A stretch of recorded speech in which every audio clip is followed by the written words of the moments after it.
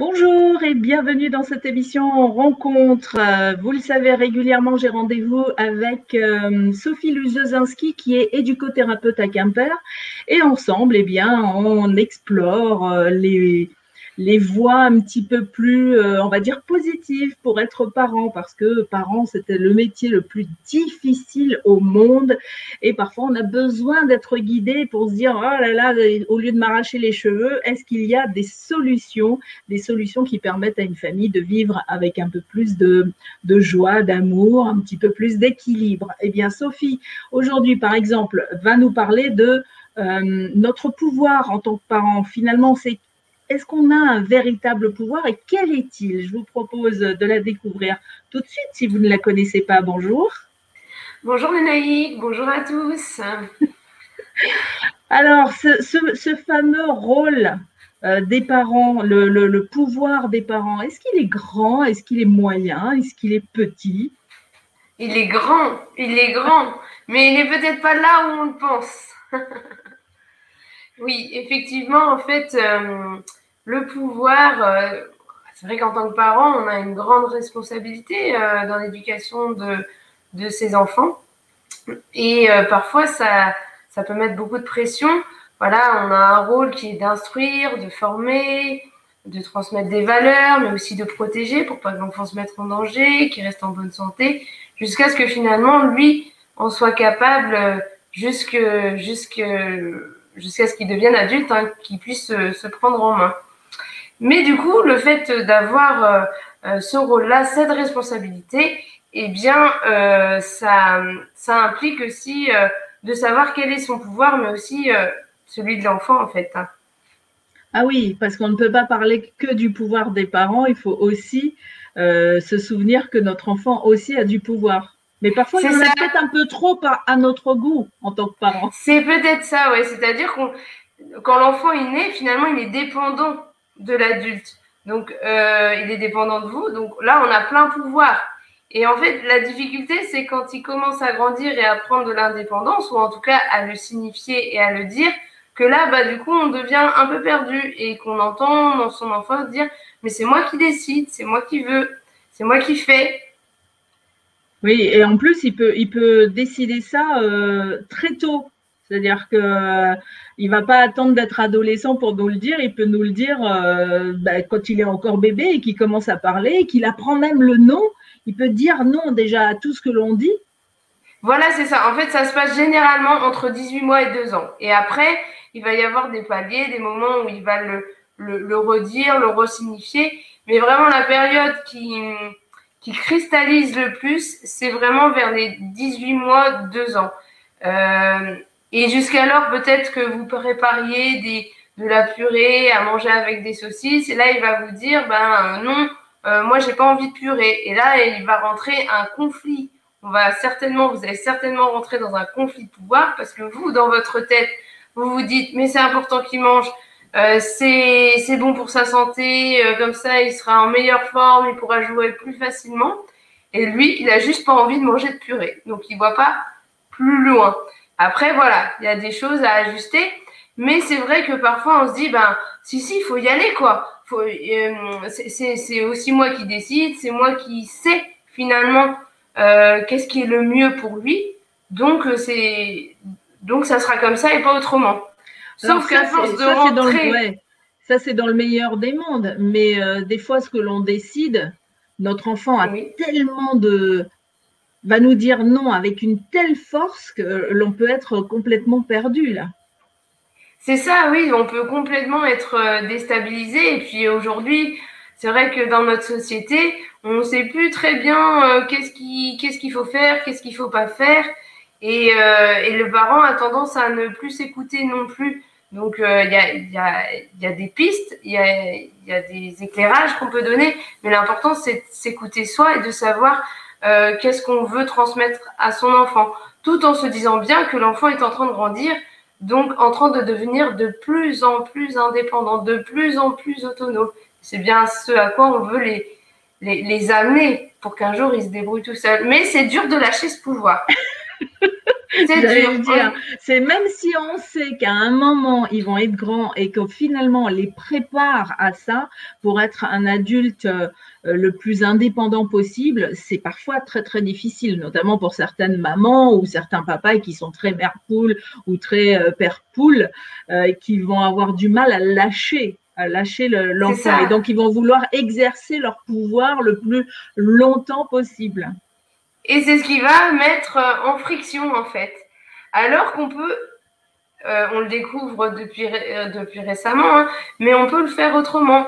On peut justement accompagner son enfant tout en étant présent auprès de lui d'une autre manière, donc avec un autre pouvoir qui serait de notamment se centrer sur ce qu'il arrive à faire de mieux.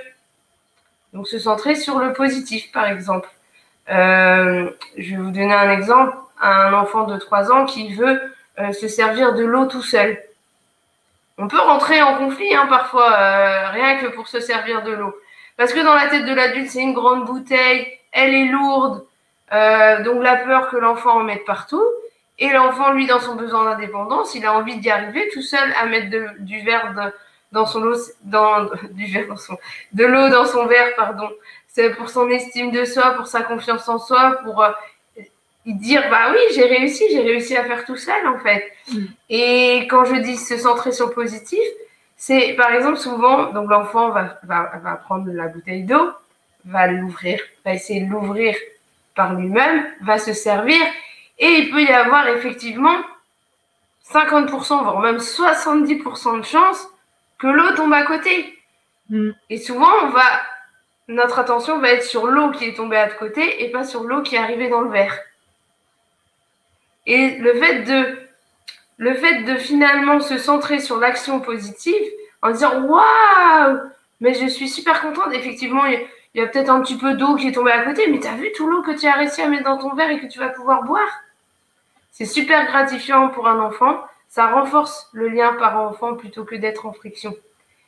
Et finalement, l'enfant va devenir de plus en plus autonome et peut-être conciliant aussi sur d'autres choses. Alors ça, c'est un pouvoir que vous avez, mais vous en avez plein.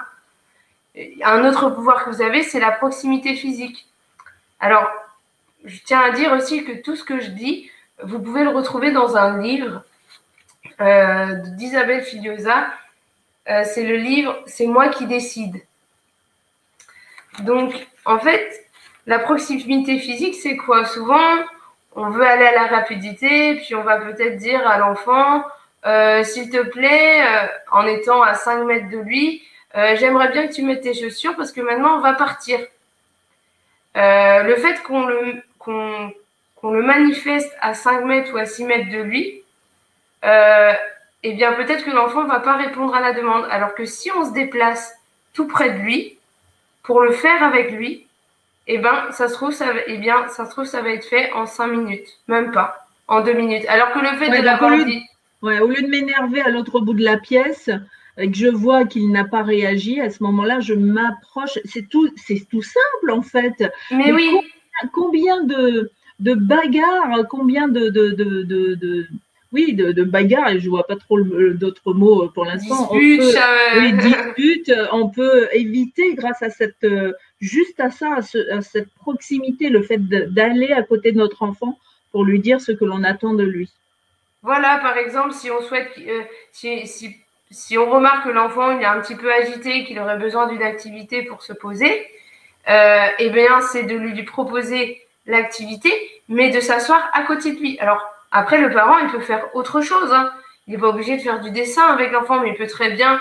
alors, moi, je sais que quand j'étais plus jeune, j'adorais, et souvent les enfants aiment ça, c'est-à-dire être à côté de leurs parents. Ils aiment bien faire des choses avec eux, mais ils aiment bien être à côté. Par exemple, le parent qui fait la cuisine, qui prépare le repas, et juste à côté, l'enfant qui a une feuille et qui est en train de dessiner ou de faire un puzzle. C'est vrai. Voilà. Et en même temps, on ne fait que renforcer. Ouais, et c'est un pouvoir que les parents n'utilisent pas parce qu'on ne le sait pas.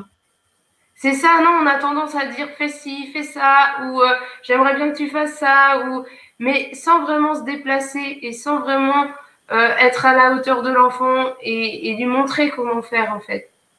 Et finalement, si l'adulte se pose, l'enfant va se poser à côté. Eh oui, automatiquement. D'ailleurs, on le dit, hein, les enfants sont les miroirs des parents. Donc, si vous avez un enfant agité, c'est que vous-même, vous êtes certainement agité. Alors, ça se voit pas à l'extérieur. Parfois, on est très agité à l'intérieur. Donc, le fait de se poser, nos enfants vont se poser aussi. Moi, j'ai envie, pour terminer, sauf si tu as encore quelque chose à dire. Il y aurait tant de choses à dire, mais je vous conseille vraiment ce livre. C'est moi qui décide. Vas-y, remontre-le. Je le remontre. C'est moi qui décide. Voilà, dans ce livre, en fait, Isabelle Filiosa, elle parle beaucoup de conflits de pouvoir, en fait. Très souvent, à l'âge de 2-3 ans, enfin, à partir de 18 mois, on se dit, c'est moi qui sais ce qui est mieux pour mon enfant. Et c'est vrai et parfois, c'est vrai, parce qu'il faut y aller par étapes aussi. Hein. Il ne s'agit pas de demander trop. Il faut vraiment se rendre compte de ce que l'enfant est capable de faire ou de ne pas faire aussi, mais lui laisser quand même une marge de liberté et le valoriser, se mettre à proximité, se centrer sur le positif. Et même pour les valeurs, c'est la même chose. Quand on veut transmettre des valeurs, si vous le faites, votre enfant va vous imiter. Donc voilà. Et parfois, c'est d'accentuer aussi. Si par exemple la politesse est très importante pour vous, et ben dans la vie de tous les jours, quand vous allez à la boulangerie par exemple, et que vous voyez un enfant ou même un adulte qui dit bonjour, comment allez-vous, je souhaiterais une baguette, enfin merci à vous, voilà, et de le souligner auprès de l'enfant. Oh dis donc, cette dame elle est vraiment polie, hein, elle a dit bonjour s'il te plaît, et voilà, juste le montrer comme ça et le faire soi-même, et ça suffit à transmettre de la valeur, comme pour la lecture d'ailleurs. Si vous lisez, si vous vous intéressez au livre et que vous voulez que votre enfant s'intéresse au livre, le mieux c'est de lire avec eux, ou de le faire soi-même. Exactement. Moi, je voudrais juste terminer cette émission avec une petite vidéo toute mignonnette. Je vais vous la partager tout de suite. Et elle est ici. Hop, hop. Et regarde-moi cette petite vidéo toute mignonnette. Wow.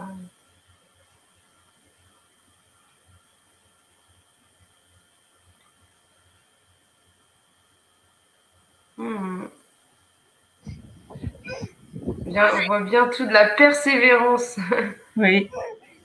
Et les capacités que peut avoir l'enfant quand on le laisse faire. Il finit par y arriver. Hey. Et voilà. Quelle autonomie. Quelle indépendance. Elle était mignonne, hein, ma petite vidéo. Hein.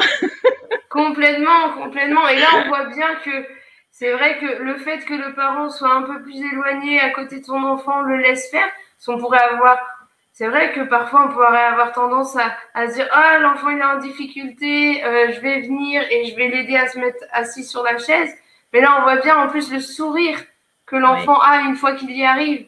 Et ça, c'est de la confiance en soi, c'est de l'estime de soi. Et c'est là le grand pouvoir des parents. Ouais, merci Sophie pour ces conseils. Je vous rappelle que d'ailleurs vous trouverez sous cette vidéo tous les liens utiles pour contacter Sophie si vous rencontrez un problème dans votre famille avec votre enfant, un problème de communication, un problème de bagarre qui revient sans cesse. Parfois c'est bien de se faire aider. Donc vous avez des gens comme Sophie. Sophie elle est éducothérapeute. Bien sûr vous pouvez faire appel à d'autres professionnels, mais l'idée c'est vraiment de ne pas rester avec ce problème-là. Il y a des solutions, donc il faut aller les chercher à l'extérieur. Nous, on vous en propose une. Il y en a bien d'autres. Il y a par exemple le livre que Sophie nous a présenté aujourd'hui. Mais vraiment, soyez curieux, allez voir ailleurs ce qui s'y passe et vous allez voir qu'il y a plein de solutions. Et c'est quand on s'enferme qu'on a l'impression qu'il n'y a pas de solution et qu'on ne sait pas faire et que peut-être on est nul. Alors là, au niveau de la confiance en soi, c'est pas terrible. Mais il y a toujours des solutions. Merci Sophie. À la prochaine. À bientôt. Merci Lénaïque.